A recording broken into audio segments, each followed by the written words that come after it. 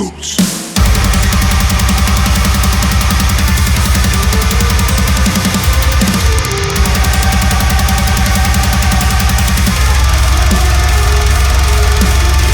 Balrogs Blastbeats back after a scheduling conflict issue that caused us not to have a show last week. That my dad was actually quite upset about. I had dinner with my family last night. My dad's like, "Oh, you didn't do a podcast this week," and I was like, "Ah, it's kind of sorry." Is it Rob? Is Rob your dad? My I dad see is him Rob. liking all stuff. Sorry, Rob. I had to wash my hair that night. Grant to wash his hair. Margy had Dungeons and Dragons. I had a sore tummy. It was a mixture. It was a colossal mixture of fun and shenanigans. But we are back with the nerdiest podcast that ever there was. The coolest of the uncool. Just a reason for three nerds to get together, talk nerd, talk heavy metal, talk video games, talk Dungeons and Dragons, whatever we feel like. I am one of your nerds, Joshua Redbeard. I am one of your nerds, Margy. That was a small dab. small dab Marg.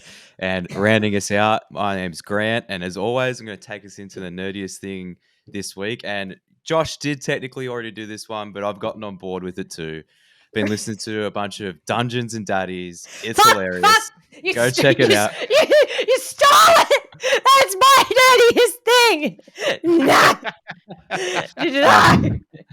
Well, I guess it's now. I guess it's our nerdiest thing, but geez, it's just so funny. I think my favorite thing is actually the musical recaps they do at the start of every episode, or like how they do it, like in the style of a TV show. Like, it's so the Unsolved Mysteries one was really good. Oh my god! And okay, let's establish where we're up to, so we don't. I'm gonna say spoiler warning first, just in case, because like we are gonna possibly spoil some things. So if you're into Dungeons and Daddies, maybe just skip forward just a little bit. But Grant, tell us what's happening. What episode are you up to at the moment? Well, I'm up to episode 17, and they've just they've found Grant, who they have to tear the skin off of if they see him. They accidentally got swindled into a blood pact that they can't find a way out of yet.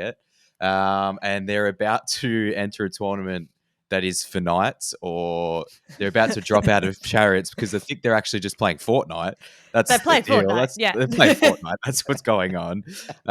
So they've just dropped it PUBG, which is another reference to a different Battle Royale game, and which is right next to H1Z1, which is the original Battle Royale game. So yeah, I was having a good laugh at all the internal nerd jokes. But from what I understand, you two are way further into it than I am. Yeah, so that's episode 17. Margy's taken over me, apparently. I was the one that introduced you to, and I'm up to episode 51, but Margy, you're ahead of me, apparently. Now. I'm 53. Episode 53, baby. Well, to be fair, I drove like 5.5 hours yesterday to and from a wedding. Thank you to my bandmate for lending me his brand new car. And he was like, "Oh, you should tell everyone it's your car." I was like, no one's going to believe that. No. So I spent like 6.5 hours yesterday listening to it. Pretty much, if I'm not doing anything else, I'm listening to Dungeons and Daddies. It's so fucking good. Okay, a couple of things. The dad joke dynamic. Yeah, fantastic. It's so good. Psychic damage. The kids take and the DM Anthony Birch. Anthony Birch. Daddy Master. Yeah, the Daddy Master. And he makes people roll for the weirdest shit. Like okay, roll for dankness of weed. And then have you met episode 17. I'm pretty sure we've had him come up. Certain Scam. Scam Likely. Scam Likely. Yeah, he's ages ago. Yeah. It's just like for anyone who hasn't listened and doesn't intending to. You know when you get a phone call and it says Scam Likely? Well, one of the dads gets one of those and he answers it, and it introduces one of the best characters, Scam Likely. Scam Likely. We won't say what happens, but there's an amazing twist involving Scam Likely like later on, and it's just fucking. It's amazing. It's so good. Hello, And, yes, this is Scam Likely.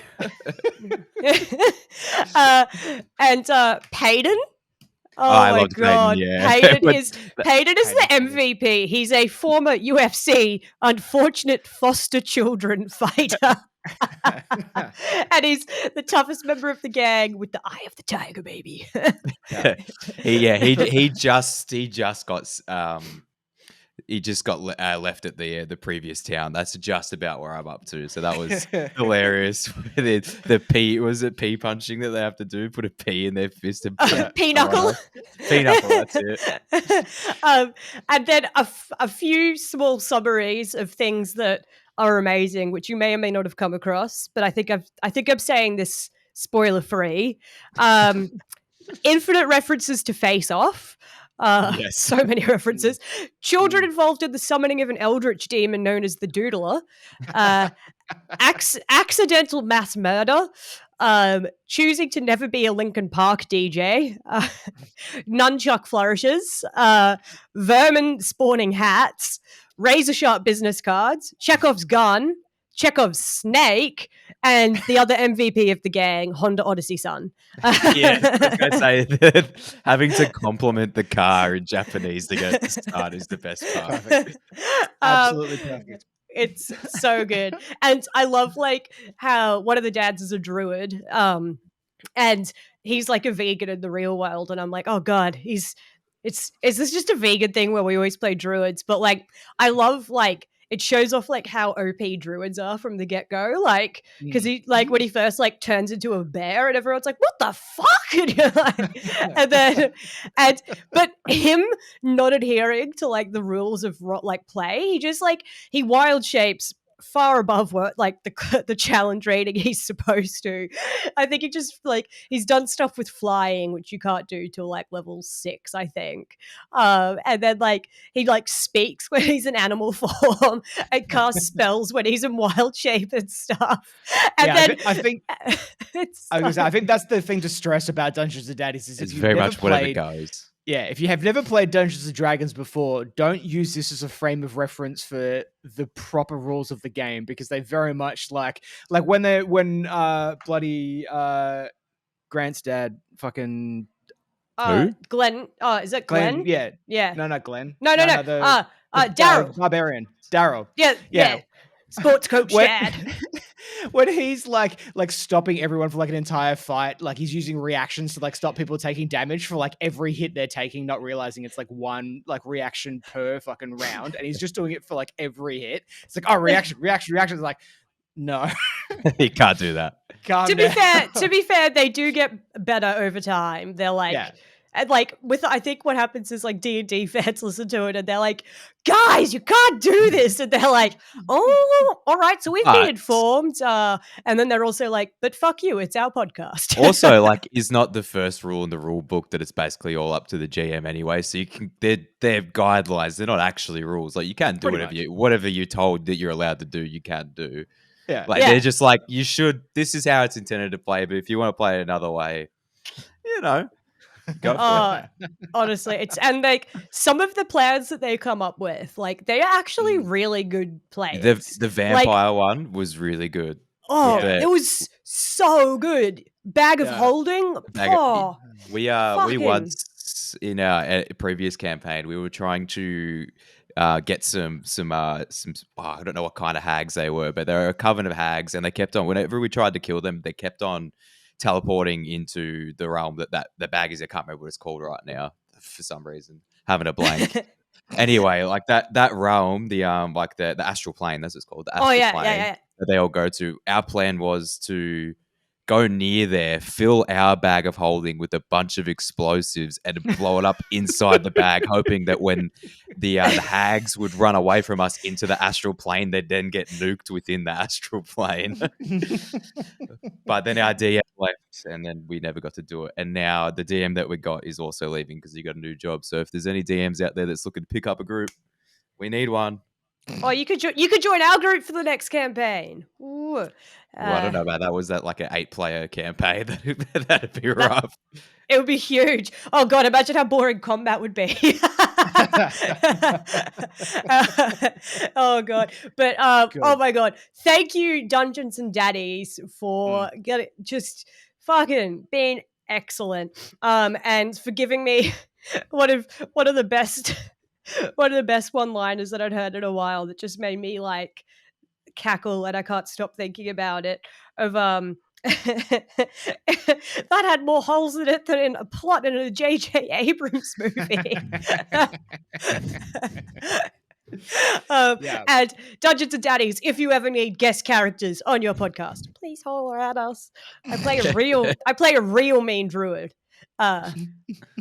Pretty much I'm a pyromaniac all of the time. So and a bard playing Wonderwall is like, Yeah, walk this way. like oh fuck, they are. Like- Oh. Even the first song recap they do of like the Hotel California was so good because Yeah. I wasn't expecting it. I'm like, what is going on here? It was Like- so good. The way he just changes the lyrics to be what he's I'm what he's gonna singing make about. I'm gonna make my DM start doing that for recaps. Gonna sing the recap to you. He's a really good musician, so I have no doubt that he's able to. But as long as you don't mind like a Midwest emo sort of version every time, which I'm fully into. Yeah, I wouldn't be mad with that at all. Yeah, sets the scene real well. Absolutely. Josh, were you just nerding out on Dungeons and Daddies this week? I mean, you've both stolen, obviously, mine. No, mine was like, I mean, I have been listening to a lot of Dungeons and Daddies, like basically anytime I'm going driving. But no, my nerdiest thing this week was Knotfest was on over the weekend in Australia. Melbourne was Friday. And not NOT Fest, but KNOT Knot, Fest. as in Slipknot's festival. Yes. And I lasted all of about 2.5 hours before I went into full autistic shutdown, and I ran away home. And then I spent the next 4 hours on the couch reading about 250 pages of Game of Thrones. So Which book are you on? I'm starting from the start, so I'm going back through them all again. And my challenge to myself is to finish every book that's been released before he releases the last 2 or before he dies. One or the other is going to happen. We don't know which one. Dude, you're a fast reader. Like, yeah, jump. It's. But like, wait, let's reverse that. Let's make it the challenge. George R.R. Martin, you have to release the next book or die before Josh finishes reading all your books. I was going to say, I would be able to read all those books before he releases the next one.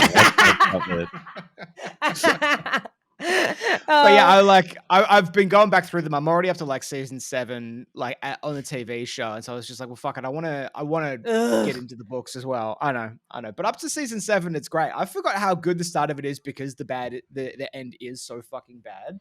But like, I've just haven't watched it in so long because the ending leaves a sour taste in your mouth. But can recommend going back and watching it because it is actually really, really good. Just don't watch season 8 and you'll probably be a lot happier for it. But yeah, no, I'm or season 7 really. Yeah, I forgot how like not even just brutal the killing and like the fucking all that kind of stuff is, but like like when Catelyn Stark is sitting next to Bran's bed. Bran hasn't woke up after falling out of the tower, and Jon Snow's about to leave for Castle Black, and Jon Snow comes in to say goodbye. And Catelyn's like in the TV show, she's like angry with him and stuff like that, but tells him to go away. Yeah. But in the book, she literally says John, and he like has this moment where she's never called him John before, and so he thinks like, oh, it's a touching moment between like quote unquote mother and son. And he turns around and she's like, it should have been you. And I was like, that's harsh. Harsh. Catelyn's a tough. Catelyn's when the assassin comes in and she just like grabs the knife with her hand, and it's like, oh my god.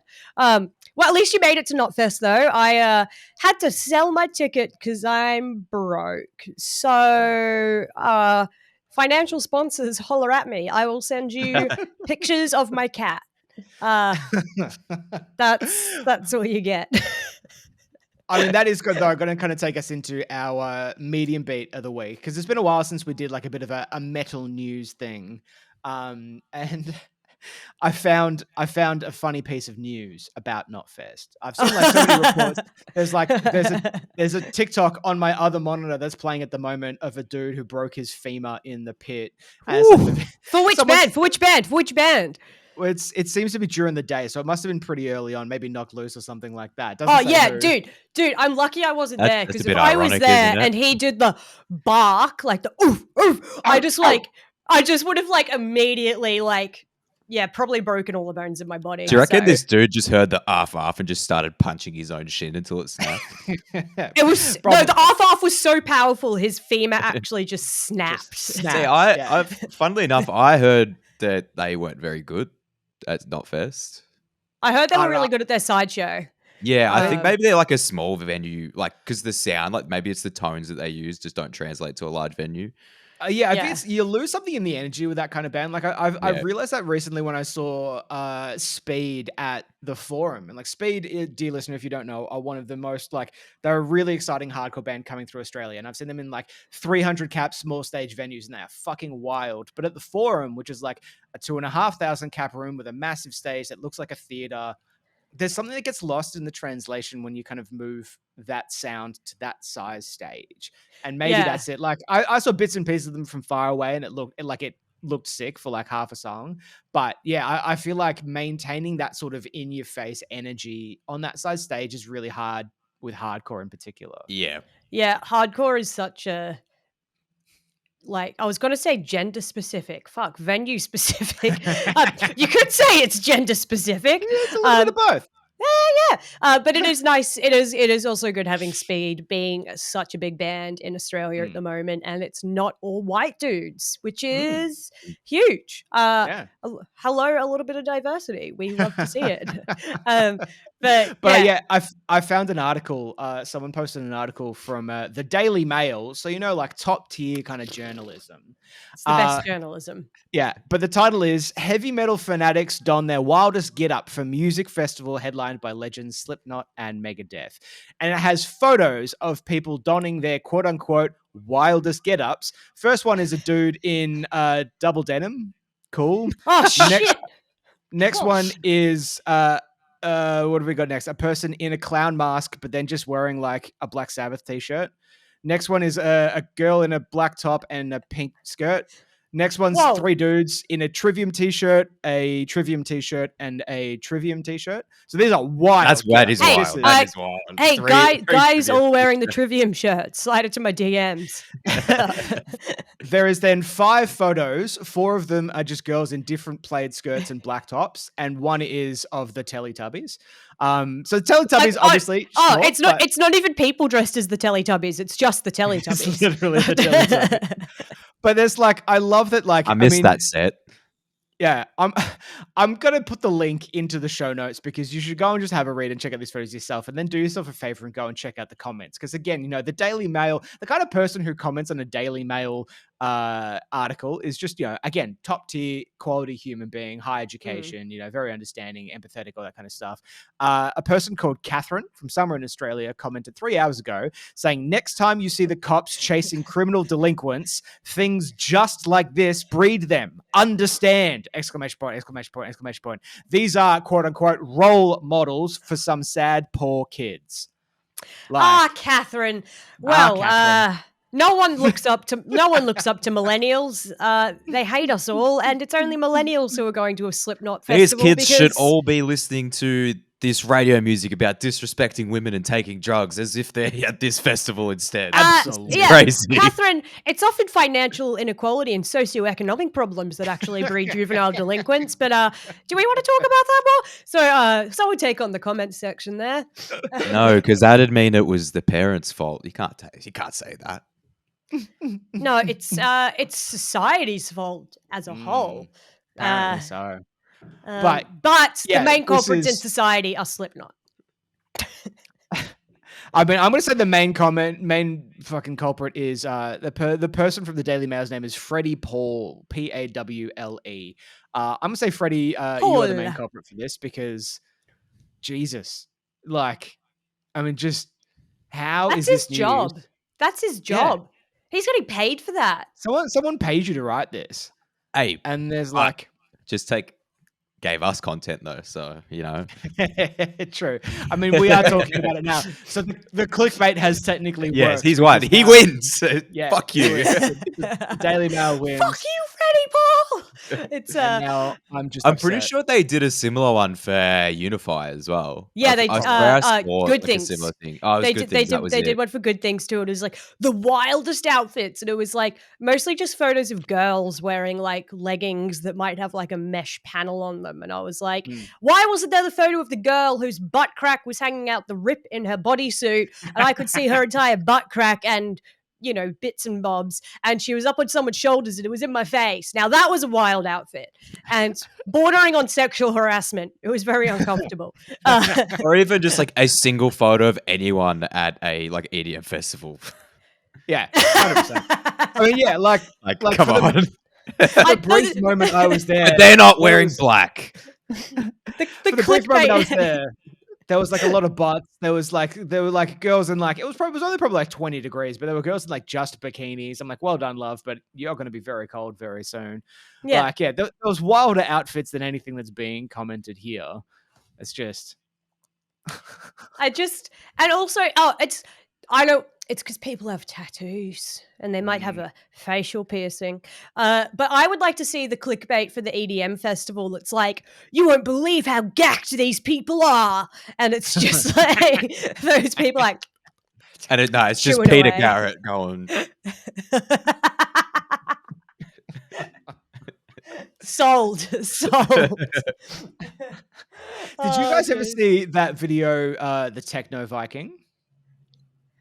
Probably. Is it the goths having a rave under the bridge? Or No. This was like it was a viral video from like many moons ago about this like real jacked dude who looks like a goth who's like it starts off. It's like part of like an EDM parade kind of thing that's going through the city, and he's like at the start of it he's like trying to stop someone from fighting. He's like pointing and looking really menacing, but then the video goes for 10 minutes of him just kind of like dancing along like as it kind of moves along, and it's like the Techno Viking.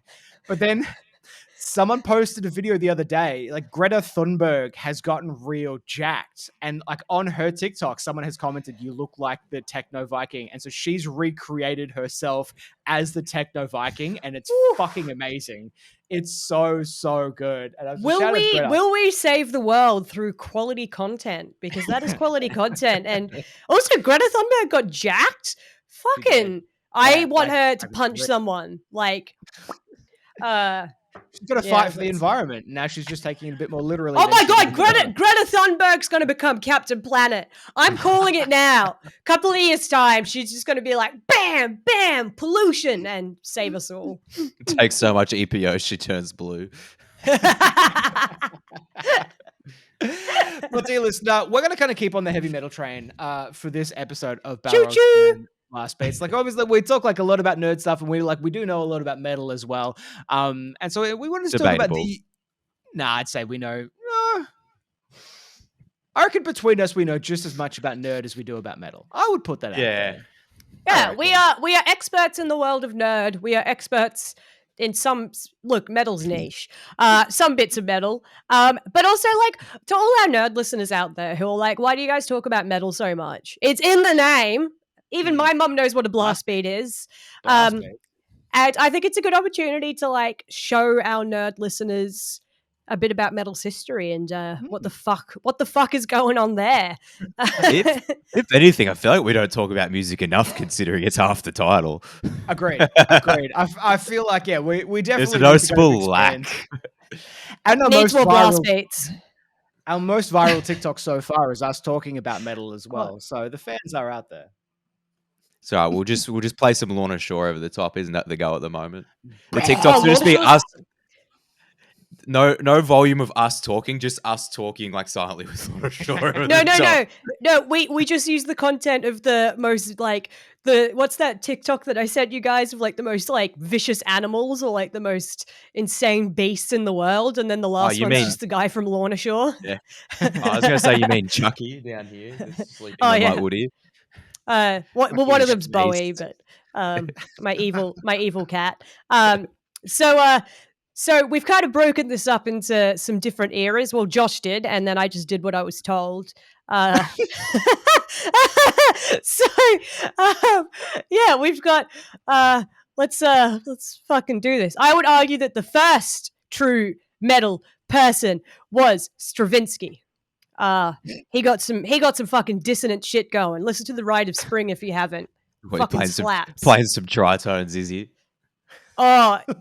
Oh, yeah, it's fucking, it's, I want to sample it in a song. Also, my band's been writing lately, just before we go into this, and like, I joined the band and they're like, yeah, we like want to do some heavier content, like get back to the heavier stuff we were doing in our early days. And I was like, you've come to the right place. And we've been writing, and I was like, double kick. And then I was like, what about, we slow it down to a beat down section?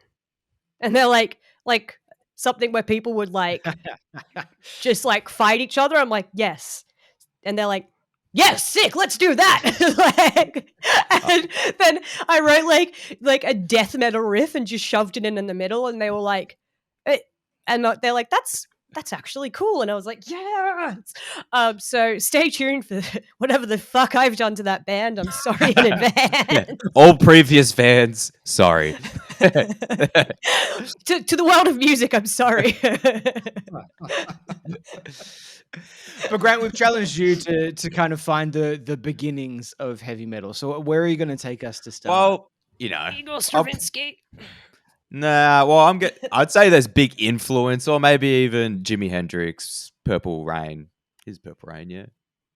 That's Prince. Purple Haze. Prince, Purple Haze, that's it. Does he like to smoke the reefer? Yes, it's. I think. I haven't had enough of my coffee yet. That coffee is huge. It is, and it's got like 5 shots in it because I need it. So yes, I would say Purple Haze was like, you know, kind of, even though it's before my time. That's what I use. Frame, because I'm supposed to be 70s to 80s, but 68. I feel like that was the precursor into what we get with Black Sabbath coming at the start of the 70s. You know, because they grew up in a poor industrial town during an economic downturn as well. So I feel like the coin heavy metal really frames that situation of one low, of them worked slow, in a and factory, heavy. didn't Yeah, they? literally. Yeah, so Tommy Iommi, he worked in a metal factory where he cut the tip of his fingers off, and that's where he wrote all the bangers, in the metal factory. Yeah, I'm sure we've all heard this story before. Essentially, he had a machine accident. He cut the tip of one of his fingers off, and he had to start putting a thimble on it. And it used to hurt his fingers to actually push the strings down. So he's like, well, why don't I just detune the strings? So that's how we got here. It's just a product of circumstance, really. My brain just went, oh, why don't I just cut off the rest of my fingers? For those listening at home, instead of pressing down with his fingertips, it was too owie. So he started also having to lay his fingers down more. And if you tune down and you do a drop tuning, you can play chords like just by putting a finger across. And to be fair, that's how I've always played guitar, because I learned from Guitar Hero, so I don't use my fingertips at all. It's an extremely bad habit that I'm still trying to get out of 10 years later. And it's not very conducive to playing at 280 BPM using the flat of your fingers, but I get by somehow. So it hurts my fingers when I play with the tips. So I would say that the first metal song would be the subtitled Black Sabbath, and that was actually inspired by the band. This is the band's account of how it was inspired. Apparently, Geezer Butler, when Ozzy and Geezer was still in a band called Earth, apparently Geezer Butler, apparently he painted his entire house matte black, placed a bunch of inverted crucifixes around, and put a bunch of pictures of Satan on the wall. And so after that, Ozzy gave Butler, he gave him a book on witchcraft, which he read the book, he put it on his side table before he went to bed. He woke up in the middle of the night, allegedly, claiming he saw a large black figure standing at the end of his bed. He woke up and the book was gone and the figure was gone too. So that is... Well, obviously that was Ozzy Osbourne playing a prank. Yeah, stealing it, yeah. We all know the youth. Sharon, what was I doing last night? Yeah. What's this show? My partner and I, we've been watching this show about Ozzy Osbourne. It's like this spooky factor. It's like Sharon, Ozzy, and Jack, their son. and they all sit in this theater room, and he just shows them videos off YouTube, and they have to say like whether they think it's real or not, and they all give it a spooky meter. It's the most wholesome thing, and like Ozzy Osbourne is just struggling to talk the entire time. It's kind of sad, but it's funny. And Sharon's like, I don't think that was real. And it's like, oh, I give that one 6 spookies. It's pretty funny. Would watch. But I think, Ozzy Osbourne, Black Sabbath, I feel like that was the start. And then I feel like it really starts to round out when you get to the late 70s with like Deep Purple kind of speeding it up. And then you get Judas Priest. And I think... So I think heavy metal is birthed with Black Sabbath, but I think it really comes into its own with Judas Priest. Not only from a heavier style, faster music, but also from an imagery standpoint as well, which I find hilarious in a way because metal has been in the past pretty intolerant to people, like especially gay men. I'd say specifically very intolerant to that, and the fact that the whole leather studs was openly co-opted by Rob Halford from the Soho gay scene, and that's been such a massive part of even in black metal, studs and leather and all that. And because they're so intolerant, but it's literally like taken from the Soho gay club scene by Rob Halford, who is openly gay. Not at the time, unfortunately. He did get kicked out of Judas Priest early on when he came out, but then they brought him back when they figured there's nothing wrong with that. He's just a human being doing human stuff. Well, I always love that stuff because it's really like when people are like, oh, I don't care like what they are, I just want to hear good music, and like you think it's like they think it's coming from a place of positivity, but really it's coming from a place of ignorance. There's guys like that are like, yeah, Judas Priest is so metal, they're so manly metal, and you're like, you seem right out on that, Harley. So metal. Oh, got me at half mast. It did. Jesus. But yeah, I feel like rounding out the end of like the 70s, you start to see bands like Iron Maiden and Saxon also form. Like they don't really start to kick it off into the 80s. That's when they really like Iron Maiden really finds its footing with some of its bigger tracks. But yeah, I feel like that is, to me anyway, because it's pretty contentious. Even we have some contention between Marty and I about where it actually starts. But I feel like because the specific time frame I was given by Boss Josh was 70s to 80s. Those are the metal tracks that fit in my What are your thoughts? What are your thoughts on bands like Led Zeppelin and Jethro Tull and their kind of influence in the? I would absolutely say that they gave a lot of influence, or even blues, just the blues guitar. Yeah, the framing, the chords, the lower tones. I feel like it's all culminated into with that eventual wall that Black Sabbath broke when they started, down going to E flat or D standard and such a rapid stuff. revolution as well. If you think about like electric lead guitar happening in like the 50s. And then, like the 60s, it's like rock and roll. And then like by the late 70s, they're like, yeah, fuck rock. Let's go to metal. It's just, they walk among us. What happened in the 80s? Well, I was going to say, speaking about the late 70s, though, we can get a bit more Dungeons and Daddies in here and also say that in the late 70s was the birth of jizz music, which is the cantina music from Star Wars. Canonically called jizz music. Which is ridiculous. But yeah, I'll throw it to you for your designated time period of 80s to 90s, Margy. Can I just stipulate as well? Like I put these in as rough suggestions, dear listener. They're making me sound like some sort of like podcast specific. dictator. No, he runs it. He says he's all into socialism. Iron fist. Yeah, he is. Yeah. No, it's because he's into communism. We all know that communism ends with an iron fist, and it's dictatorial conditions. Absolute power corrupts absolutely. Anarcho-socialism, Josh. Anarcho-socialism. All right. So today, I've got the 80s and 90s to start, which did not only spawn some weird and wonderful music, but it also spawned Josh, me, and maybe Grant. Grant's pretty young. I don't fucking know. It could have been born last year sometime. Pretty sure it includes Grant. So I'm talking about hair and thrash metal to start. First things first with hair metal. Hair metal is not metal. It is glam metal, or kind of glam. It's Rock. glam hard rock. It's not glam rock. Like glam rock's like David Bowie, which is kind of like glam pop. And then, yeah, anyway. So like it's, and like even though there were metal musicians at the time who had beautiful hair, like Dave Mustaine, I'm amazing. Hair metal was a very different thing than just having nice hair. So musically, it's more hard rock songs, and it's more like catchy hooks over like real kind of drumming. Like the concept, if you drum harder, it makes the music harder. Yeah. So the sound is much more. I would actually slightly agree with in a dynamic sense. I think if you hit the drums harder, it does sound a bit more powerful. Yeah.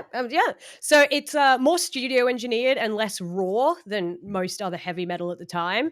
And there's often very like anthemic or like sing along, style choruses. The tone's cleaner. The vocals are more hard rock instead of metal. So it's like a slight strained voice as opposed to a distorted voice or anything. And the music is really fucking poppy. To quote a website called hairandflannel.com, what does hair metal sound like? The din of the Sunset Strip, Hollywood. That is probably the best way to define it. Hair metal came a long way from the Freebird guitar solo, dive bombs, pinch harmonics, and the finger tapping of a young Eddie Van Halen. Needless to say, hair metal was guitar aerobics on crack, maybe quite literally. So the most important thing was the look with hair metal. It was about debauchery, wild antics, and having big teased up long hair, and tight pants, like super tight denim, leather, spandex, snakeskin, headbands, wristbands, makeup, and skin and sex. And it was a very really pushing it. So have you heard the story of Phil Anselmo in Pantera's early days when they did play hair metal, shitting his tight vinyl pants on stage and then having to go backstage and borrow someone else's tight vinyl pants because he accidentally shat his pants on stage? That's amazing. Apparently he went to hit a high note and he just shat his dax. Oh, it happens to the best of us. Even if he's the worst of us. So hair metal, it came about from the 70s were wild, coke fueled, anything went, from what I can tell. And that's a scientific and historical fact. So some could say they were looking for nothing but a good time. I could argue that. Yeah. I see what you did there.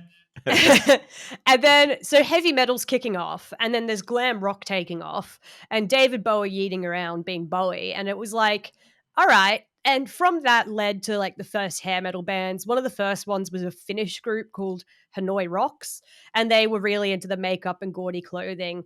And then it kind of followed over to America, with like the garishness of like the New York Dolls, the makeup of Kiss, like the that kind of good stuff, and following on from like the hard rock of the 70s. And yeah, we got Motley Crue and Nikki Sixx's former band London really got the glam going. The stage was set with sex-driven, spandex-wearing, coke-fueled, shameless guitar soloing on the rise, and glam metal was officially birthed. And then we see stuff like the early 80s is when it really kind of bursts out with stuff like Rat, Bon Jovi, some call it, Wasp, Motley Crue. Funnily enough, when this was happening, Kiss were actually in their unmasked era, so they weren't dressing up as the doll figurines from the 70s anymore. So Kiss weren't doing the hair metal thing when hair metal was a thing, because anyway. And then in the late 80s and early 90s, Bon Jovi got poppier, and then there were more bands like Europe with The Final Countdown being a number one hit in many countries. And then there was it is a banger. And then there was Poison, Cinderella, LA Guns, so all of this stuff going on, Whitesnake, Guns N' Roses. Yeah, exactly. Guns N' Roses really changed the direction in the late 80s by mixing in some blues and punk and changing it a bit. And then in the 90s, it kind of just trailed off because you could kind of argue that grunge stepped up. Like people stopped washing their hair and they were like, oh, this is heaps better. I don't know. And it could be due to like the decline of power ballads. But some bands are like, to quote an article that says, these bands, mostly due to quality songwriting, don't always get lumped into the hair metal genre. Van Halen, Guns N' Roses, Bon Jovi, Def Leppard, and Pantera because leading into my next one, thrash metal, Pantera did start as a hair metal band, but they're much better known for their contributions to thrash, which is a much cooler thing. So thrash metal is a very aggressive subgenre, obviously, as you could tell, that it's characterized by heavy rhythms, really aggressive, real forceful, and it's super fast, high speed riffing, lots of aggression. Need smaller So horns, tiny horns. Tiny the horns. Tiny tiniest, horns. we're doing really tiny metal horns. Really tiny metal horns. This is why you need to watch this on YouTube, because we're doing tiny metal horns. Tiny horns. So to think of, if you don't know what I'm talking about, there's fast, really percussive, low register guitar riffs layered with real shreddy solos over the top. Like there's palm muting staccato, speed, and heavily distorted tone. And those really controlled riffs give us the chug. And then there's the solos at a super high, freakish speed using like sweep picking, string skipping, alternate picking, all that stuff to get it. And Down the speed, picking so fast that us lazy millennials can't do it. That's for sure. it's all about alternate picking, y'all. You get the and tone like from the down picking. two hand tapping. This is where you start to see people tapping up the neck and doing shit. And the speed and pacing, like the drumming, is really drives it. And this is where we start to see double kicks going on as well, which we fucking love to see. And the lyrics are normally pretty nihilistic, and they use pretty visceral or gory language and sing about problems in society. But the vocals started off not being quite as extreme as other vocals, like death or black metal, but you could argue that these were birthed from thrash metal, so in a way. So it kind of goes from there. So like and same with hair metal, the roots trace back to the late 70s. So 1980s is seen as a critical thing with Judas Priest kind of birthing metal, and it's often quoted as a source of inspo for other thrash bands of the era. And Motorhead were also a huge influence on the genre, and Venom are considered the pioneers of the genre and influential in their subgenres because like they did 1981's Welcome to Hell, and then 1982's black metal, which is actually considered the first work of black metal. I was going to say they're instrumental in two genres there. But black metal is a whole other kettle of skull fragments. So that's one. Black metal's one for another day, team, because there's a lot to talk about. Black metal and death metal is not going to get a healthy representation today. And so we had bands like Slayer, Metallica, Megadeth, Testament, and Exodus all cite Venom as a huge influence. So July 1982, Metallica pop out No Life Till Leather demo. Then they released Kill 'Em All in July 1983. Then Slayer followed up late December 1983 with Show No Mercy.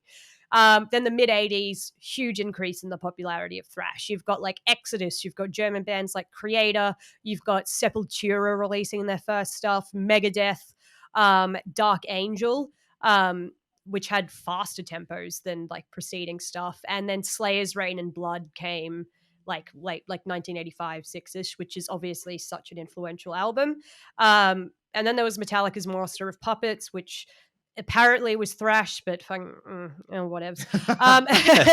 And then by the late 80s, we were getting more subgenres of thrash, which is where I could start to see stuff branching out into these different things. Like this is where we get different things like speed and thrash metal combined, or more like progressive and alternate time signatures, which is leading to some more interesting kinds of music, stuff with more flashier lead work.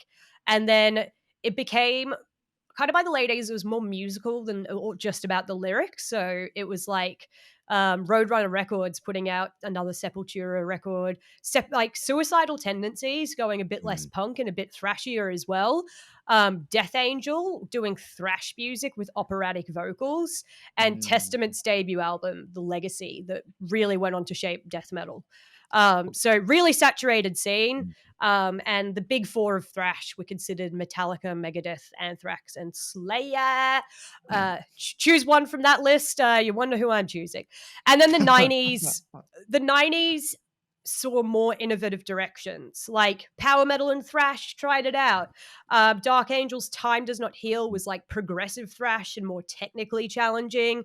And then Machine Head and Pantera really started doing kind of groove-oriented thrash. So still fast, but groove. I'd say Sepultura as well probably followed the same boat there too. Yeah, absolutely. Like, could I also just add one little known album to the end of the 80s of thrash as well? Because we've also got probably their absolutely worst release, but 1989, Meshuggah released a 3-track EP that is basically just all Metallica ripoffs. So somehow it go from being really Oh my bad God. Metallica, Meshuggah, really bad Metallica. You probably, if no one's listened to like Contradictions Collapse, their first album and their first EP, you probably won't know because they're probably one of the biggest pioneering bands of our time in heavier music, especially groove pattern related. But they started off as all of us being a crap copy of someone else. Yeah. And the reason why thrash metal kind of, I don't know, lost its momentum a bit. Don't get me wrong, like thrash metal still exists. It's just a whole bigger ballpark now because it's spawned so many subgenres. But in the 90s, like Metallica went for more radio-friendly sounds. Testament tried out the radio-friendly thing. Then went, fuck that, and just went full death metal. Creator started experimenting with like industrial and goth vibes. And Slayer kept on being Slayer because they're Slayer. And thrash kind of exists today with older thrash bands like Sodom, Megadeth, Slayer, Creator, Onslaught, Testament, Death Angel, Metallica still putting out albums. And then there are like metalcore bands and deathcore bands that directly just take thrash elements and like even hardcore bands. And I also found out, just a little fun fact to finish on, that Slayer took influence from the Dead Kennedys. So were they the forefathers of thrash? Dave Lombardo once reflected on the time Jeff Hanneman brought a Dead Kennedys tape to one of their rehearsals, and he said, the angst was just unreal. We fed off it and we wanted to mimic that energy. So that's sick. You gotta love that. You gotta love fuck that. Yeah, Dead Kennedys. Fuck yeah, Dead Kennedys. So yeah, the 90s kind of everything just got hair metal and thrash metal. Big changes in the 90s, Josh. I feel like everyone just decided, well, let's just all be sad now. We don't need energy in music anymore. No, because I mean, it was. I always kind of look at the 90s as sort of like, it was both kind of like the death and rebirth of metal, because there was a lot of things that just kind of fell off. Like kind of Margy said earlier, a lot of people kind of blame grunge for the end of glam, which is probably kind of true, at least to a certain point. You know, fans kind of splintered off at that point, and they either went, they went from hair and glam to bands like they kind of followed Metallica and Pantera down that path, or they kind of went sad boy, don't want to shower anymore, and listen to like grunge acts like Nirvana, Jane's Addiction. That I imagine what happened was, this is purely speculation though, I reckon they all took way too many drugs and couldn't make serotonin anymore. So like, oh well, I guess I'll just listen to music that's applicable to that. Let's listen to Nirvana and never have fun again. Their parents did that, and they're like, now my brain don't make serotonin. I mean, it's probably a bit of that. It's also like, I mean, probably not. I'm just making. I don't want to get it's probably is a little bit of that, but I don't want to get too political on it. But it's definitely kind of the onset reflection of like Ronald Reagan's policies, especially in the US, led to a lot more depression because shit got a lot harder over there, and so it led to a lot of harder sounds. And like the punks at that sort of time made like really angry music, but then like the metalheads, I guess, quote unquote, just went total sad boy. And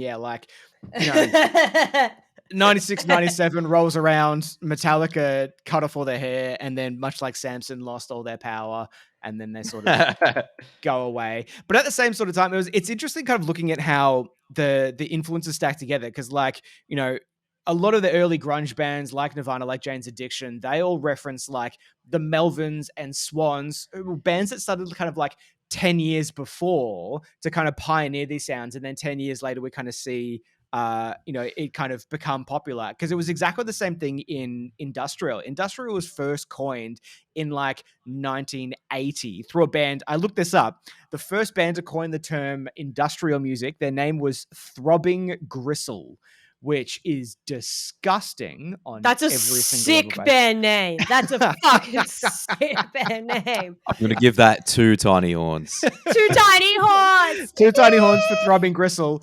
But like, they pioneered it in the early 80s, but it wasn't until like 92 through 95 when we see like, like 9 Inch Nails come through, KMFDM, Marilyn Manson's early stuff was a lot more in that sort of field. Like before, I mean, fuck that guy forever, but you know, his early stuff was in that sort of industrial field. Like 9 Inch Nails was Trent Reznor was the person that found Marilyn Manson and kind of pushed him into the spotlight. But Oh, Trenty, what were you doing? but a lot of the popularity in terms of the shift in metal music and making it more commercially successful and making it, bringing in like larger and larger fan bases, is a weird thing to thank, but 90s film soundtracks are very, very much responsible for the rise in it, because you could tell the kind of personality someone was going to be as to whether they had a college rock as their soundtrack, or they had metal, or they had like gothy kind of stuff. They would present those three like stereotypical characters by using one of those three sounds to kind of, as the character comes into the shot. Margy's about to explode. Ace Ventura and Cannibal Corpse and him dead. That's all I can... Yeah, Ace Ventura is probably the outlier to that, but at the same time, Insanity kind of followed Ace Ventura with Cannibal Corpse, I guess. But yeah, it's you go back through the soundtracks for fucking like the Queen of the Damned soundtrack is always one that's like very, very heavily referenced. The Faculty, Korn. a lot of that era of stuff, and like Korn, Limp Bizkit, that sort of stuff. You know, like that was the start of new metal, kind of mixing these, you know, like rap, for a lack of a better term, sounds like that rap kind of bounce, that hip hop bounce with heavy music. But again, that was something that was championed years before. I mean, the very, very, very first time that happened, like, well, that, you know, is kind of stated on record, is Aerosmith doing Walk This Way with Run DMC. Like that was that kind of first collision. But that's because a lot of hip hop acts at the time were using that opening beat from Walk This Way because it lends itself to a hip hop beat really, really well. And then it was Rick Rubin that suggested that Aerosmith actually get together with Run DMC and make that happen. But also, like, Body Count never get enough credit for I feel like they're very underrated. Body Count are phenomenal. It's Ice-T, like, had done his thing in the hip hop scene, and he wanted to do something more metal, and like was hanging around dudes from like Suicidal Tendencies and whatnot. And Body Count released self-titled in 92, which was, you know, was 2 years before Korn's self-titled album. Great year. That's the year I was born. Just putting it out there. Yeah, it was 3 years before Limp Bizkit's $3 bill, but they like that really, really, kind of started things off, and people went, oh, there's something really, really cool and interesting here. And obviously, like Body Count get it like a good amount of love, but not nearly as much, you know, as they deserve. And yeah, it's like them and like Limp Bizkit, Korn are really the kind of two mainstays that pushed it up to that next level. Sorry, that's it's essential. It's a good Korn rendition. It really, really is. But yeah, it was. There was a study, I can't remember who did it, but they were looking at, like, you know, the amount of specialized metal radio stations. And apparently there was, in 1999, there was triple the amount of like metal only radio stations in the US than there was in 1989. I think there was 500 by 1999. So in like 89, there was what, 150 or thereabouts. And yeah, in that 10-year time span, that tripled in terms of like radio popularity, which is big because that's definitely dwindled since then, unfortunately. I was going to say, why don't we have that now? And then I was like, oh, Spotify. But that kind of leads us, you know, into the start of the 2000s, where Grant's going to kind of show what kind of happened. It's there. Before we get excuse to the 2000s, me, you left off Woodstock 99. Yeah. Well, I was going to go back further and just say, kind of on the other side of like what was happening in the 90s, like you also, like, you have the other side of the satanic panic. So you have bands being birthed, especially like out of Florida. You've got Deicide, you've got Obituary, and you've got basically the birth of very extreme music. So kind of talking about how we had like this big schism in metal where, you know, thrash kind of went down. Everyone went down. Yeah. Sorry, Tool just started playing in my head when you said schism. Oh god. Tool fans. Zero tiny horns for zero tiny horns. So I feel like, on the opposite side, you have people going to grunge and then eventually nu metal, and then you have this extremely, you know, isolated area where we get Deicide and Obituary, and I feel Sweden. Like, let's not forget about what Sweden was doing in the 90s. Yeah, well then, High in Flames. In Flames. Nice well, to meet actually. you. Yeah, you got In Flames, but then also you got At the Gates, which also Yeah. heads into the 2000s, which would be metalcore, which I didn't write anything about, but I reckon we can fumble our way through it. I'm not touching hardcore because that's just its own kettle of fish. Punk hardcore, that's way off. It's such a Hardcore's definitely more in the punk world. I feel that's a like we can different cover that another day. that's a different timeline. Hardcore is look, go listen to some Gorilla Biscuits. Job done. Fucking all right. Next question. I feel like, yeah, you got your Deicide, you got Obituary, Testament as well. I feel like those are kind of like a really extreme counterculture to the Satanic Panic. And then I feel like you really break a barrier in around 93 to 96 when Cryptopsy starts kicking around doing, well, first of all, what's it called? I forget the name of the album. Blasphemy Made Flesh. But then Oh yeah. None So Vile, I would say, is like the first, just like it's like you got Napalm Death that did some pretty heavy stuff, but I feel like that's like tech death incarnate right there. Is None So Vile is just everything's fast. You can't understand a note. Lord Worm's barking like a dog half the time. He's not saying. The people aren't even bothering to say words anymore. The drummer's playing at 290 BPM. People aren't. Yeah, you just hit notes, and I feel like that with. Yeah, I feel like that is the birth of like super intense, isolated like tech death for me. For mine anyway. Like there's probably more stuff that I don't know I about. trust your judgment on that. You do play technical death metal, so yeah, but also like I've never really looked at the history. There's some more stuff, I don't know. But yeah, I feel like when we're coming into the 2000s, we start to give birth to metalcore, which is kind of, as we know, is an amalgamation of hardcore bands playing with metal bands. So you'd have like for metalcore, I'd say, is it Aftershock and what's the other band? The ones that both split up and formed Shadows Fall and Killswitch Engage. He had Aftershock, and there's another one. I forget the name of that one. It's not Overcast, is it? Is it Overcast? I can't Parkway remember. Drive. Yeah, Nailed it's not it. Parkway Drive. I can't remember. Anyway, so I feel like you go into you got your Killswitch Engage, you got your Shadows Fall, and those kinds of bands. I killed the prom queen. Yeah, they're a bit later, I'd say. Late 2010s. Yeah. Yeah, but I'm not really that versed in the past of metalcore, to be honest, because I kind of picked up on it on its tail end. But what I can talk about is the birth of deathcore, which is what I'm going to get into. So I feel like it starts a lot earlier than most people would think. So I would say the first couple of deathcore albums, or kind of metalcore really bridging on deathcore, I'd say, well, a single anyway, would be Dreaming in Dog Years by the Red Chord. I feel like that's early metalcore really leaning into deathcore. Then you have Deconstruction in 2003 by All Shall Perish, which is also still metalcore, but really leaning into deathcore. And you also get Consumed by Your Poison by Despised Icon in 2002. And I feel like this is really setting the stage for what comes in 2005, which is the first real deathcore, by my opinion. And what would you say defines deathcore? Like, what is I would the say sound it's of deathcore? It's just the mixture of death metal and hardcore. Or actually, I'd say it's more the mixture of death metal and metalcore. I wouldn't say hardcore specifically. I'd say it's got more metalcore roots because it's got its pedal riffs and a lot of that 5/7/8 action pedal tone riffs, string skipping with your hardcore breakdowns in there, but way more detuned and some gutturals. So you got some more and death more metal extreme vocals. Yeah. And I feel like that's all perfectly culminates in the Doom EP 2005 by Job for a Cowboy, which is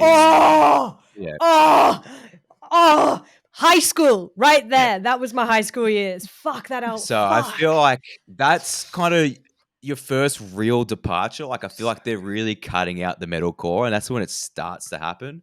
You still have a few more years. I feel like between 2005 and 2007, they're still kind of filtering out the metalcore because you still get Count Your Blessings from Bring Me the Horizon, which is Budget My Asthma by the Black Dahlia Murder. Rest in peace, Papa Trev.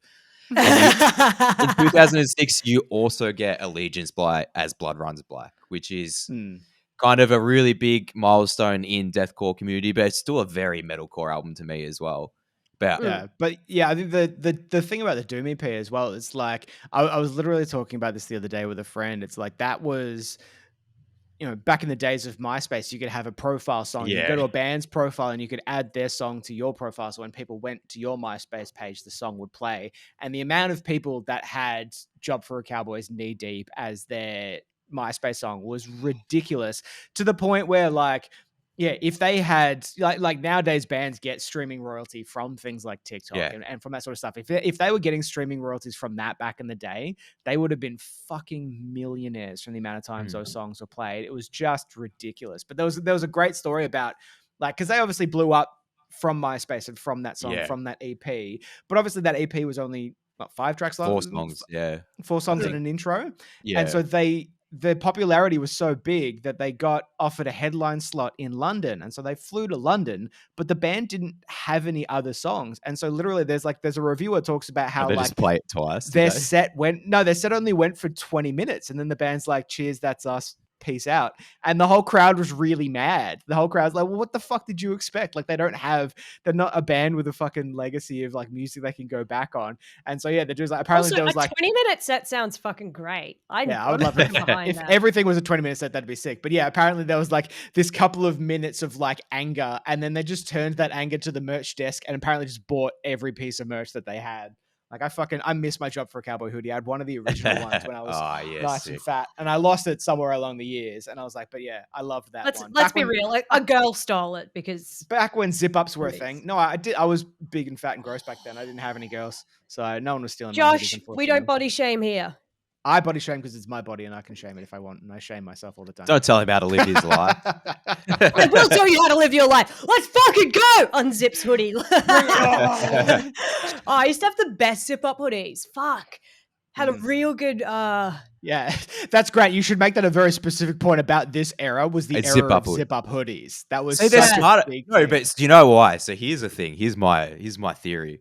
Someone whose hair becomes untied every time I put a hoodie on, I reckon it's because the hairstyles are so elaborate that they didn't want to ruin them by putting a pullover on.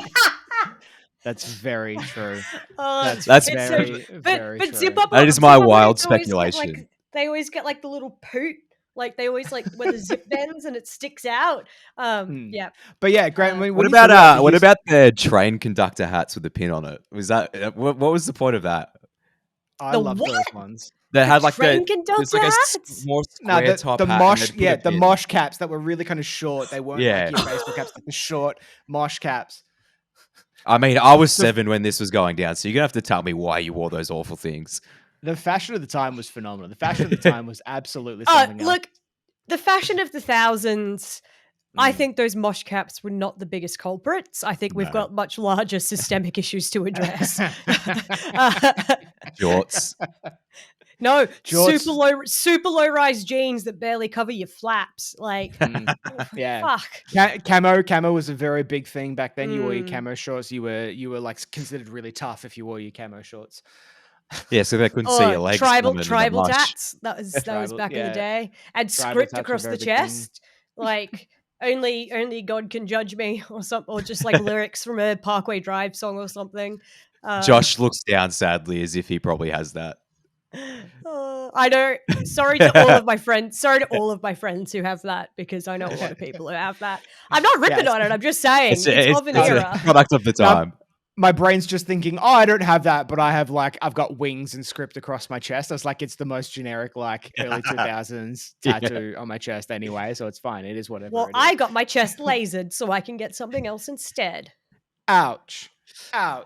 But yeah, great. It's like when you're talking about like metalcore during that time, it seems to follow that exact same track we've been talking about this whole time. Because like you said, like, At the Gates and In Flames, like every early 2000s metalcore band just stole riffs from them. You look at Darkest Hour, Life Once Lost, like all those kinds of bands. Like they were sick bands, but they were literally just all just that Gothenburg sound. Yeah.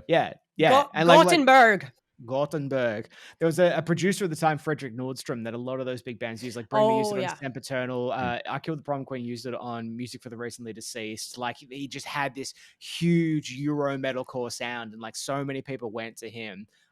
He did a lot of soil work stuff. Like soil work Yeah. were probably a bit like they were kind of the start of metalcore as well. It was Soil definitely work. coming out through that sort of stuff. Yeah, They were too absolutely. soft for me when I was in high school. Sorry, soil Oh, work. You guys weren't you're He's hot a enough. so fantastic tough. vocalist. I was so though. fucking tough. Not gonna lie though, I went on a long drive recently to go play in bumfuck nowhere with my band, and we were listening to Killswitch Engage on the way back. Fucking slaps. Not gonna lie, Yeah, real bang up. fucking good. Mm. And that was a But good throwdown. But Margy, as we kind of move through, Oh, I'm not done yet. have you got more? Great. Ah! Please Yeah, keep going. Yeah, I'm only at amazing. 2006, mate. I've still got 4 Well, more there you go. years.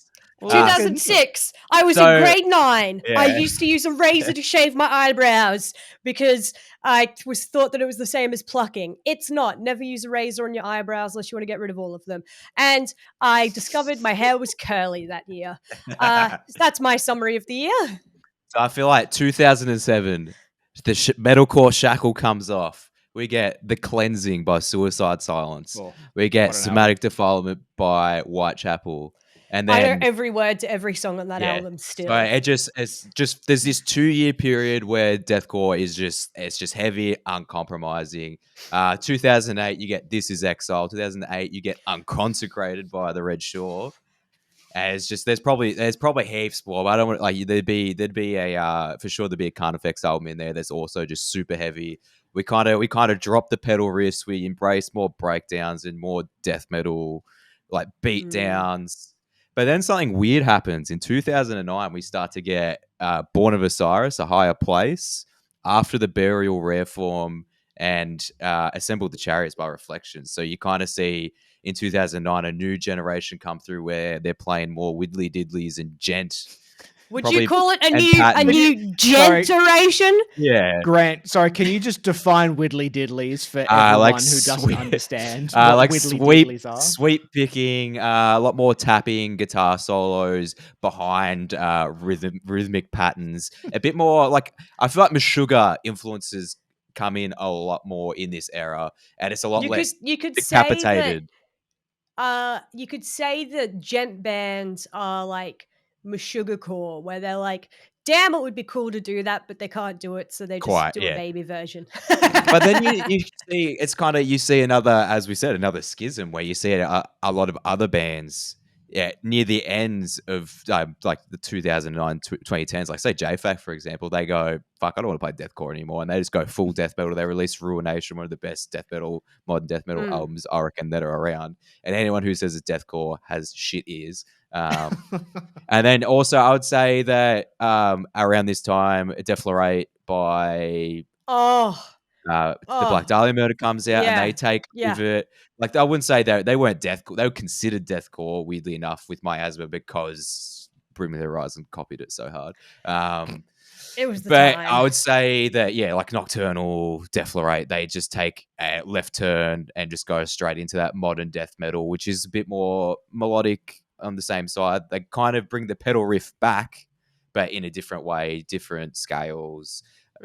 Blast beats, heavy drums. I think that's probably something we've kind of left out is the higher use of blast beats after 2007. Whereas I think pre 2007, 2007 was a pivotal moment in human and then history the blast where beats. we saw the increase in use of blast beats in alternative music genres.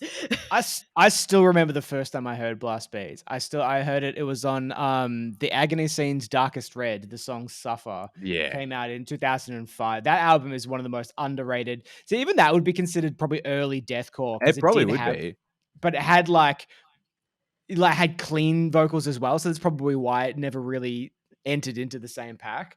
But yeah, that song "Suffer" from 2005 is still fucking. It was the first time I ever heard blast beats and went, "These are sick."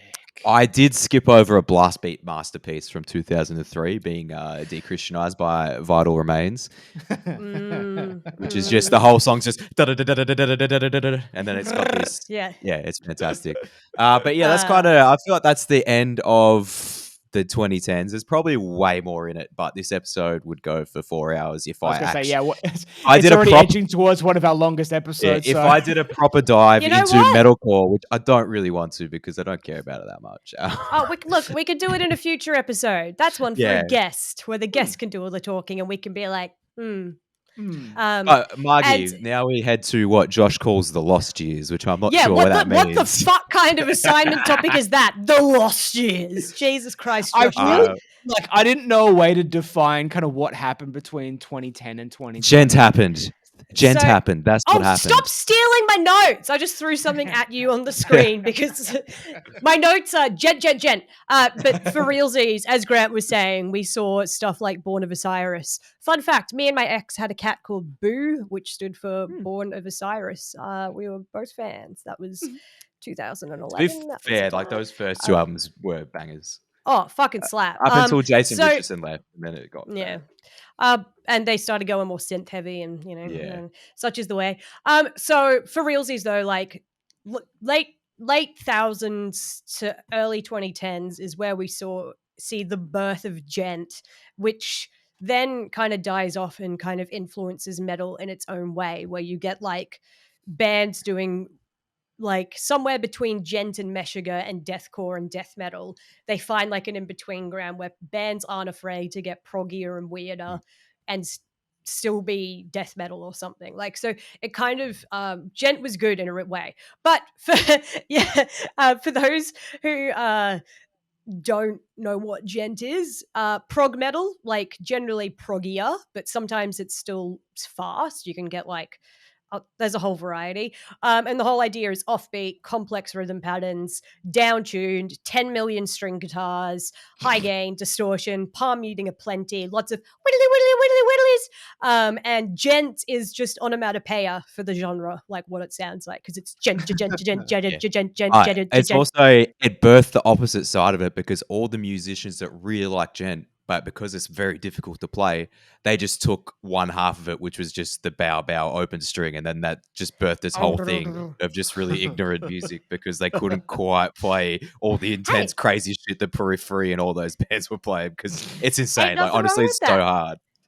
And we also saw like metalcore declining and trying to find its own space. So like, which is really interesting because like you don't get like metalcore, like thousands metalcore to metalcore that you get now are completely different genres, but they're still metalcore, but they're completely different sounds. So we kind of see bands going along this trajectory and going, what the fuck are we trying to do here, guys? And same with deathcore, like growing, expanding. Might I hazard another wild speculation? I feel like what happened is the rise of gent was so meteoric that both metalcore and deathcore both said, I'm gonna get a piece of that pie. So then every single genre was like of that extreme side had like a flavor of gent in it. Like Impending Doom had a flavor of gent, Molotov Solution, but also like Bury Tomorrow and Molotov Solution, good band. all those kinds of bands, Architects, and then now everyone's Architects. Architects. Every band's Architects and stuff now. like that. Like, Yeah. But I think that's what I meant by the lost years. It feels like metal didn't know what it was in this sort of time, because everyone like was like, oh, we could try and be this, and oh, we could try and be this. Like, it really became this sort of like a youthful, but like there was a lot of good stuff that came through, but no one really knew what it was. Well, I've got I do have some albums to read out, and I would like from each year. I've got just some bands that did releases, and then also some really fucking good albums from each year, so you could kind of see what was going on. But also throughout all of this, you've got bands like Metallica, Megadeth, all those fucking ones, fucking Devin Townsend projects doing a million releases, and all these other guys. Like, so there's a lot of bands consistently releasing through this time as well, plus other bands being formed and stuff. So, and to start it off, I want to say in 2010, Death Heaven formed. So we are setting the scene. And in 2010, the Radiohead of death metal. For those unfamiliar with Death Heaven, they're black gaze. It's like black metal meets shoegaze, but the shoegaze isn't like the melancholic of shoegaze. It's more like looking into your soul and seeing the void and being like, I understand depression, and it's nice. That works. So Then you also have, The Contortionist released Exoplanet, which is where you get some of that gent influence popping through. Daughters released their self-titled album, Good album. which I have seen described as post-metal psychopaths on the wrong side of an acid trip with Jerry Lee Lewis. Think the bastard child of Mike Patton and ISIS, the band, conceived during an evil cult ritual in America's heartland. So the there's best some album weird... ever, basically. Oh, it's so good. You also had Periphery releasing an album in there. Kylesa released an album. Lol. Decrepit Birth, like good stuff. Bring Me the Horizon, Alcest, and big honorable mentions to Parkway Drive's Deep Blue, which is a fucking excellent album. Veil of Maya's My Id, only which is problem with Deep Blue is that every single like build up, I feel like he's just gonna yell "Deliver Me" through that whole album. except for Sleepwalker, whenever there's a build up, I'm like, he's just about to yell "Deliver Me." Like I feel like that album that's sounds so the video similar. the video that lives rent free in my head is the Chumbas from Big Les Show playing Sleepwalker by Parkway Drive. I have to if you haven't seen it, I'm pretty sure I make everyone that I meet watch it. We'll put it in the show notes because to me it's the funniest thing ever. Anyway, but it's still a good album. Veil of Maya released Id in 2010, which genre defying sort of gent.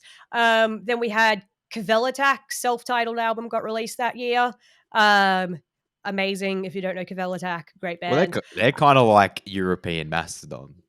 Yeah, sort of like rock and roll metal kind of thing. Yeah. Like they're halfway, but like exactly halfway between rock and roll and metal. Yeah, and Dillinger Escape Plans, Option Paralysis got released that year. And we had Within the Ruins, Make Them Suffer, Rollo Tomasi, Bullet for My Valentine, all dropping albums as well. So big fucking start to the decade. 2011, Leveler by August Burns Red. Yep. Huge album. I mean, it's no Constellations, but it's still fantastic. Yeah. I should have talked about Constellations. That's actually a massive album. Yeah, Black Dahlia Murder's Ritual came out. Children of Bodom and Between the Buried and Me dropped new music. The Devil Wears Prada was still kicking stuff out. Dream Theater, lol. Mastodon, Opeth, Nightwish, Suicide Silence. Born of Osiris, The Discovery, which is when they started pushing gent further and going towards the synth route. Chelsea Grin, All Shall Perish. Anal Nathrak. Did you know that the guitarist from Anal Nathrak actually writes all the music for Motionless in White? Does he really? Yep. Funny. That's really fucking funny. But Anal Nathrak released 5 albums over the next decade from 2011 onwards. They are machines. So all through these years, bear that in mind. 2012, Bellwitch debut. Oofed. The Chariot released One Wing. Every Time I Die, X Lives comes out. Pig Destroyer, Baroness releases. Converge's All We Love, We Leave Behind gets released, which is... I fucking love All We Love, We Leave Behind. If anyone comes at me, fuck you. I like Converge more than you, so just suck a dick. No Heroes and Jane Doe are better albums.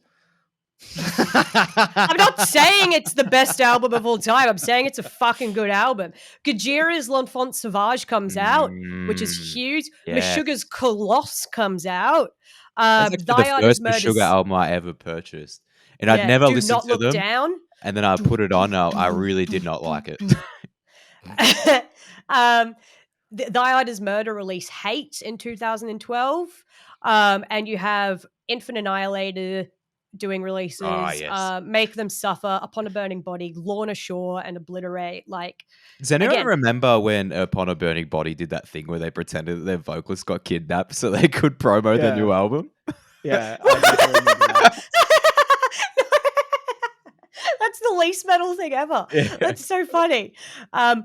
Huge 2013, Altar of Plagues released Teeth, Glory, and Injury, which is a masterpiece of an album, Altar of Plagues. Ken Mode released an album. I fucking love Ken Mode. You get release from Nails, Autopsy, Russian Circles, Norma Jean, Dark Throne, Melt Banana, Born of Osiris, Tomorrow We Die Alive, which is their super synthy one. Again, Lorna Shore released another album. Amon Amarth released Deceiver of the Gods. That's actually a banger album. It is. It's really good. Bring Me the Horizon released Sandpit Turtle. And classic. 2 most important albums of the year, in my opinion. Sunbather by Death Heaven, which was a huge revolutionary album at the time. Like, it was so popular. And One of Us is the Killinger by Killinger. Oh, fuck! One of Us is the Amazing. Killinger by Illinger. by the Illinger Escape Plan. So One of Us is the Killer by Dillinger Escape Plan, which 2 really big albums. So it kind of sounds like as you're kind of weaving through all of that, like I guess you could kind of wrap up that sort of era. So like some bands, it was either bands sticking to form or bands trying to break the mold. Like there was no one kind of in this sort of middle space. It's like Sempiternal, whether you like it or not, is a form breaking album. Like that really kind of changed people's perceptions of metalcore and things like that. Absolutely. But then there's bands that are just kind of like being quite safe in this space. Like Sunbather again on the other side of things, like Crazy There's Chaotic. also like, some moving bands these new that tried to directions. break the form and fail, like the Evolve EP by absolutely. Chelsea Grin sucks massive dicks. Yeah, exactly. Like there's some huge failures in here, and like there's so many like Suicide Silence and Chelsea Grin releases in these 10 years. Some of them are alright, some of them are trash. Like I think this is a time as well when digital recording is becoming bigger and better and bigger and better and bigger and better. So it's easier to crank out albums. Like that's a very, very important point I think to make. But- Like for like the casual The listener, is price is dropped massively. in that era, it became so much cheaper. Like people could record albums on a fucking laptop you buy from JB Hi-Fi kind of thing. Like instead of having to go into like a big recording studio and lay down tens of thousands of dollars to record. Which I also think is funny because I feel like we see this big misdirection of music in like the 2010s as MySpace disappears and basically the ass falls out of the market. Like even you see it back in the Red Shore days, like you were driving around, you were sponsored by Monster for your tour. Now, you don't get anything now. Like at that time, all that falls away, all the money disappears out of that. The Vans tours all go downhill, so all that kind of stuff kind of disappears. But at the same time, touring becomes more expensive, but making albums becomes cheaper. So you see a lot of bands that sit back and make more albums like JFAC, but they don't tour. So there's kind of it's like a big mystery. No one knows what's going on. But then you see kind of bands like Gojira who start to rise the ranks and just stick to their guns, making original music. And then Mastodon put out Once More Around the Sun in 2014. So good. What a good album. Like, but then you also have some trash coming out from other bands. You also have Alpha Wolf making their release debut. Behemoth the Satanist gets released. They'll never outdo that album. So they will never outdo that album, Behemoth. Yeah, no, they won't. It's the best. It's something I fear about with JFAC as well. I feel like Sun Eater was so good they can never they're just going to be almost like hamstrung by when the next album comes out. It's like how can you beat that? Yeah. I'll go through I was going to say we may have to like cliff note these notes because this is going to turn into our very, very longest EP, longest episode so far. Okay, we may just need to do like the best of the next 5 years. To be honest, I already am, but okay, I'm doing 2 from the next 5 years. 2015. I meant like all of the 5 years, not 2 from each year. Just don't interrupt me. Fuck. New Bermuda, Holy War by Thy Murder, Kowloon Walled City 2015. 2016, Venom Prison debut, Infinite Annihilator, Every Time I Die's Low Teens comes out. Heaps more. Nox Loose is amazing. Laugh Tracks comes out that year. Gajira Magma comes out in 2016 too. 2017, King Woman's Created in the Image of Suffering comes out, which is fucking amazing. Convergence the Dusk at Us comes out, which if you ask me stands up. Dying Fetus do some excellent releases. Mastodon's Emperor of Sand, Thy Art Steer Desolation, 2018, Turnstiles Time and Space, Death Heaven's Ordinary Corrupt Human Love. Daughters, You Won't Get to What You Want, Pig Destroys Head Cage. Behemoth, I Loved You at Your Darkest, still a good album. 2019, Whitechapel changed the genre by doing The Valley, which is a huge different direction for them. Very good. Blood Incantation, Hidden History of the Human Race, good. Cloud Rap, Pollinator. Fucking King Gizzard released a metal album, very confusing. Slipknot, Rammstein, and Tool released albums, so it felt like 1999 again. And then Cult of Luna did a good album as well, and I missed heaps in there. But fuck me, there's a lot of music that got released. We did not touch on the best band since 2000, and that is with the most, I'd say the best set of releases ever, and that is Between the Buried and Me. Oh. Yeah, because I figured you'd talk about it because they were 2005. Yeah, that's but Alaska, isn't it? I would say their best albums are Parallax and Coma Eclectic though, so that's why I didn't touch on them. I think that's a controversial because I would say it's Colors and The Great Misdirect. Yeah. Like, Colors, I think is one of the greatest metal albums of all Oh, time. they're good. They're Yeah, fair. I just feel like 100%. as an entire piece, I feel like Parallax and Coma Eclectic are better. But I feel like there's a lot of very good songs, but there's some songs I can give a take on those earlier records I'd skip. There's not a single song on the Parallax 2 that I would skip. Fair. So, that pretty for me is much Colors. Oh, Colors The is fantastic. the thousands and the tens. Listen, if you want a good idea of that era, just listen to Between the Buried and Me. It's fair. Yeah, pretty That's much. very, Yeah, very they do it fair. all. And they even give you a bit of jizz music in there too. You gotta love some jazz music. You do. But All right, Josh. we kind of have to wrap it up with like, what is going on at the scene at the moment. And I feel like you can wrap up everything that's happening in metal in two very distinct bubbles.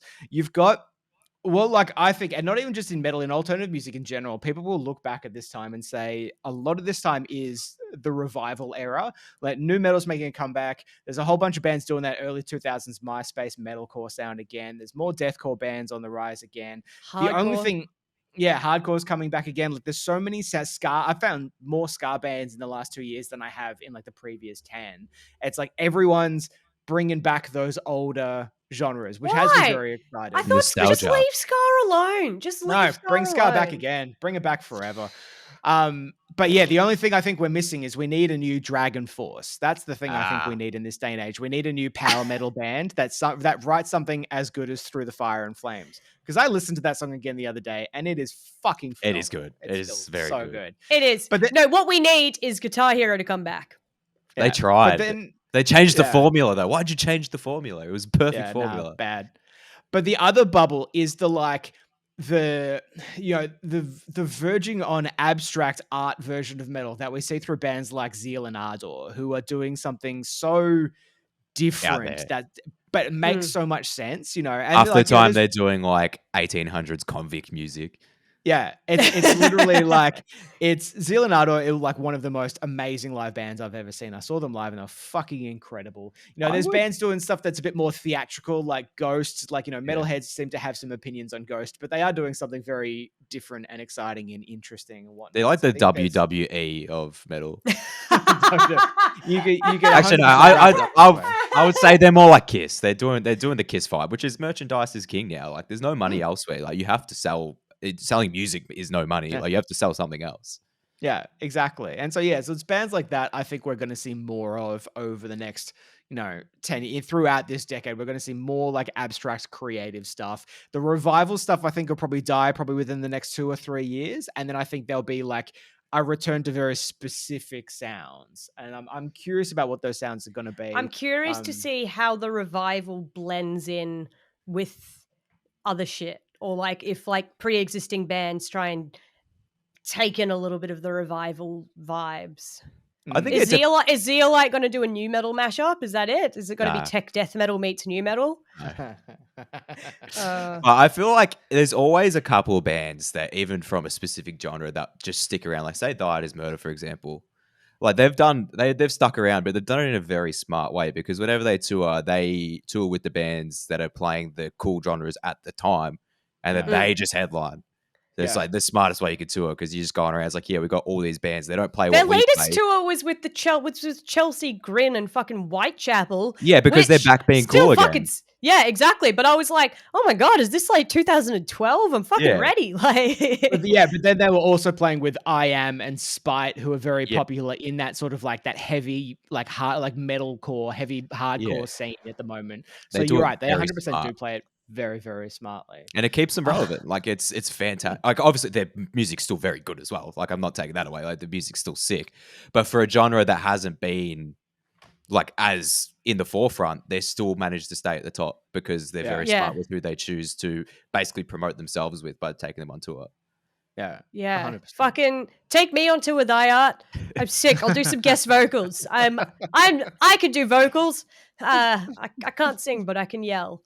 And also, what is changing the most in metal into the future is the rise of the female fucking vocalist. We are seeing more and more bands with female vocalists and other female members. The genre is less of a dick fest. I am like, I am comfortable enough in the space where I'm like, I would go play bass in a death metal band if I got asked, and I would fucking slay. Like, I've got no fear. Yeah, Which good. is Shout a out- lot. Like, Yeah. so Shout out to Courtney LaPlante. Courtney LaPlante, the vocalist of Spirit Box, was the vocalist of I Wrestled a Bear Once for about 30 seconds as well. Like, yeah, like she was amazing. I saw Spirit Box twice in the last couple of days and fucking slays it. Like, absolutely slays it. But yeah, it's like there's heaps and heaps of like young women coming through on like TikTok, like doing like vocal covers of shit and fucking being amazing at it. I saw We even one have the other day. Entheos as well. They're blowing up. So what would happen? Entheos is blowing up with Cheney. She's mad vocalist. Don't Even know, on the I have to check them weekend. out. Oh yeah, you might like them. I don't know. They're kind of like Tech Death, but they're really good. They even had like I like 'em. stabbing playing on the weekend at Into the Fall Fest. Had stabbing and like Freedom of Fear, which are both Freedom of two Fear, amazing. two too, female fronted bands with also like I think they also both have female bassists too. Yeah, it's very exciting to see, and I'm super excited for what it holds. If anyone wants a female guest vocalist, hi. Just as long as you pay me, I'm so poor. I just want to go to not fest. Well, on that note, dear listener, I think we're going to wrap out this evolution of metal just as we tick over. I'm pretty sure our longest episode to date because we got clearly very, very excited about it. We probably could have split this into two, but that's fine. I mean, That we is. missed a lot. We missed like We did. three We could entire probably do. genres. Yeah. we just we have to do spoke another hour and a half of it. Like there's a Let's death metal, revisit it. metalcore, hardcore. There's so much that I just like. If anything, probably death metal is probably the one I know the most about. I just didn't even touch it at all, apart from Cryptopsy. I completely skipped Decapitated, which is what Die Art is built on, and Aborted. Well, also, like they're all still like all birthed from Decapitated. They were all on my list. I was trying to read about as fast as I could. But yeah, we just ain't got the time. Well, technically, we can go for as long as we want, but you know. Yeah, but we shouldn't. We should, and we will. Round 2 starts right now. Let's go. Overseer's cracking the whips, so we're going to get to the final beat of today, which our victorious leader. Yeah, our fearless leader has asked us to cast ourselves as a superhero about who we believe our personality would who we believe our personality would be if we were superheroes. And I guess I'll start off. So what I had to do is, because I'm not big into superheroes, I looked up a quiz, a BuzzFeed quiz about what superhero would I be, and I would be apparently Spider-Man. Because I get embarrassed whenever anyone compliments me, which is true, could just be autism. Apparently I have a lot of abilities due to luck, but I understand it's more important to do great things and sometimes fail. That's apparently why I'm Spider-Man. I'm trying to open the quiz, but it's not loading fast enough. I was speech and debate. Yes, I was a master debater. My biggest weakness. I'm too. Come on, Josh, you got to get the quiz as well. Unlike you two, I know my answer. I thought this would be obvious to most people, but what, Tom Bombadil? Yeah, Tom Bombadil, 100% Tom Bombadil. No, I thought long and hard about it, and I don't think like personality-wise, bits and pieces, definitely not physique-wise, but personality-wise, bits and pieces, I find that I have a lot involved with, like, Wolverine. Like, very much, like, I'd be that, like, I wouldn't be much of a team player. I definitely run into dumb situations. Like, someone always makes a comment that, like, Wolverine's made of metal, yet he always goes to fight Magneto. Like, something's going to be different every time. And that would be me. If I was, like, Wolverine and had that sort of, like, healing power, and it didn't matter what, I'd be, like, I would 100% be running head first in that situation. You know, like, That's something that we always used to bring up on the schoolyard as youngins is, why didn't Magneto just rip the skeleton out of his skin? I mean, he could have. I'm sure that probably would have happened in like real life, but like he could just rip the skeleton out, part all the bones super far away. There's no way he could reform, or even if he did, it wouldn't matter because he just I'm be a Wonder floating Woman. finger. Excellent. Good to know. Thanks, BuzzFeed. I'm Wonder Woman. I don't think I read anything there. Saved by the Bell. No. In all reality, I would probably be Deadpool, because the part where he blows himself up, even though he can't die, I was like, Jesus Christ, that's exactly something I would do. Like, I know that's bleak, but I'd be like, worth a try. Like, Yeah. got to test this. And then also, he's just an asshole, which I guess you would be if you were a superhero, or maybe. I was actually going to go with Maybe- Huey, but I wasn't sure if he technically counts as a superhero. From He's a sporadic from the superhero, boys. so yeah. Billy Butcher. No, Billy Butcher's dog. No, I don't like humping things. Billy Butcher. I wear docks a lot. Sponsor me, Doc Martens. I'm so poor. He's got it.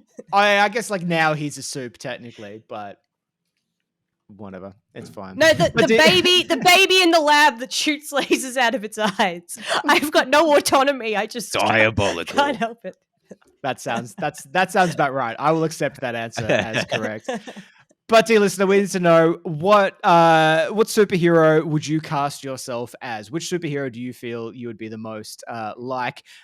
This will be edited as a TikTok on the Short Fuss Lads. The Short Fuss Lads. Do the BuzzFeed quiz. And the Northside Nerds TikTok and Instagram, and you could let us know in the comments below.